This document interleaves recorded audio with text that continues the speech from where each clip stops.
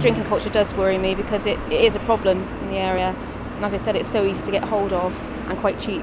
They've got to know what it does to you, and they've got to be sensible, but they've got to have role models. As a parent, you have a huge effect on your child's attitude to alcohol.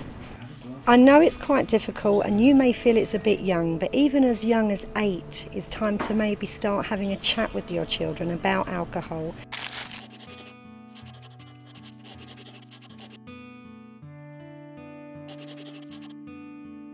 I speak to my daughter about alcohol, and we're quite open and frank about that, and hopefully she won't hide that from me. I think we've got that good sort of relationship. So I think the best approach when you're talking to your children about alcohol is to do it in small bite-sized chunks, very informally, little chats. I wouldn't go and give them a lecture, and I certainly wouldn't use scare stories.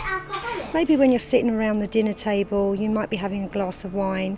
Don't force the issue with them, but if you feel they're comfortable and ready to talk about it, just go for it when you feel comfortable. If you see a story about alcohol on the news, on the television, in the newspapers, or maybe a friend has had a drink, then use that as a hook to then raise the subject and have a little chat about alcohol. If they raise the subject, take the opportunity.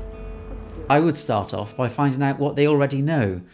Alcohol makes you go weird, think you're the best. Because it makes you go on drugs, it makes you loopy. She asked me actually, when me and my partner were going out a couple of weeks ago, she said to me, how many units of alcohol are you going to drink? And I said, pardon? She went, how many units of alcohol are you going to drink? She'd been watching the adverts on the telly where it says so many units. If you drink so many units every day, it can lead to this. So she is starting to pay a bit of interest in it. Listen to them, and take their opinions seriously and let them know that you're taking them seriously.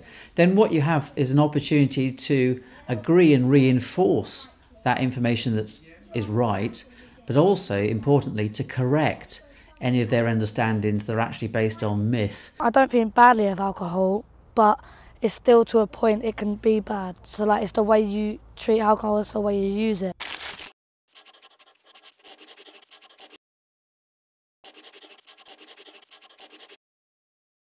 The reality is, as your children get older, they will be offered alcohol. And if you want them to act responsibly, you need to establish that they know how to deal with that. Your child might want to say no when they're offered alcohol, so talk to them about how they'll go about saying that. A lot of my friends did drink, and there was a lot of peer pressure there, but I never really fell into that sort of trap. And my parents kind of told me that, you've got to be your own person and not just drink because all your friends are drinking. If they are going to have a drink, just be sure that they understand what the impact of alcohol can be on their mind and on their body, so that they are going to be drinking safely. I know it's difficult talking to your children about these issues, but you need to let them know the link between alcohol, antisocial behaviour and sexual activity. By taking alcohol, they're not always going to be in control of their circumstances and may get into a situation that they would later regret. Explain to them how drinking in moderation can be okay, and also how drinking too much can put them at risk. It's important for parents and young people to understand that alcohol's not a joke, that it can get you really ill. People are they're not quite sure what to do. I mean, youth clubs are not cool enough, or going to the cinema is too dear. So alcohol is quite easy and cheap to get it, and so the pressure comes from boredom. Many children actually drink because they're bored. So if you think this might be the case with your child, then just help them to find other activities to overcome the boredom that doesn't involve alcohol.